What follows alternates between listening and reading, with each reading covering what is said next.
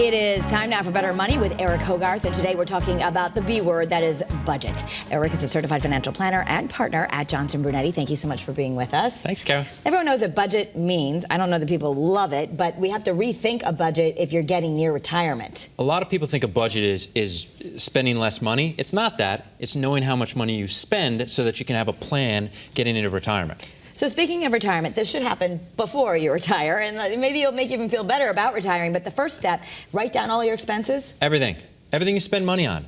You know, it's not, well, we're going to retire, so we're not going to go out to eat anymore. You might go out to eat more often. So write down everything you're spending money on just to get a sense of this is what it is.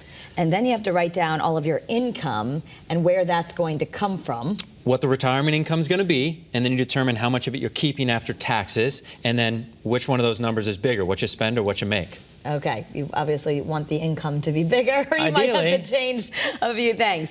And then you want to ask yourself, what is important to you in retirement? A lot of people dream of travel, so if that's the most important thing to them, that should be at the top of their priorities. That's part of it, right? Or are you really going to move, right? And you think about those things, like I've talked to 65-year-olds who said, well, I just bought my last car. You probably didn't, right? So you need to factor in those larger expenses as well as part of the plan. Okay, and then you want to pay off big items. Does that mean you have to pay off a mortgage?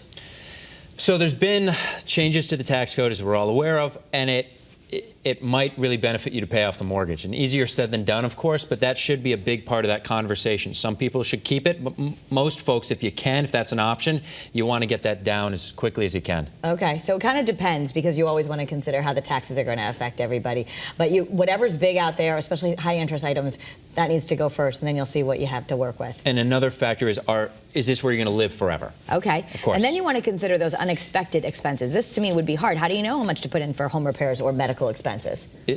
That's a great question. Is you want to make sure that you have some growth, that you're saving for the future, whether it's you're going to live to be 110 or your house is going to need a new foundation. Whatever it's going to be, you need to have that extra too. And finally, look into senior discounts. You can save some big money. You can save some big money. Don't be afraid to throw that card out there. Shouldn't we all get the senior discount? At the movies, or maybe even at hotels, or wherever. Everywhere. Everyone wants the seniors. Okay. So now, if you have questions, you're getting close to retirement, a lot of you have questions, you're welcome to email them to Eric and his team at Johnson Brunetti, BetterMoneyTV.com. People can ask a little bit more in-depth questions, and I know your team will always answer them for people. Of course. Anything that's on your mind. The more you know preparing for retirement, the better position you're going to be in. All right. Thank you, Eric. Thanks, Kara. That's Better Money.